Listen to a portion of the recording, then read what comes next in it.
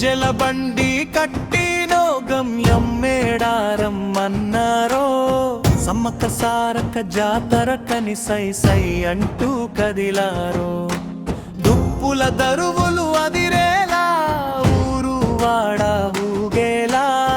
అమ్మల గన్న అమ్మల కోసం అడవి బాట పట్టినరో చిలుకల గుట్ట మీద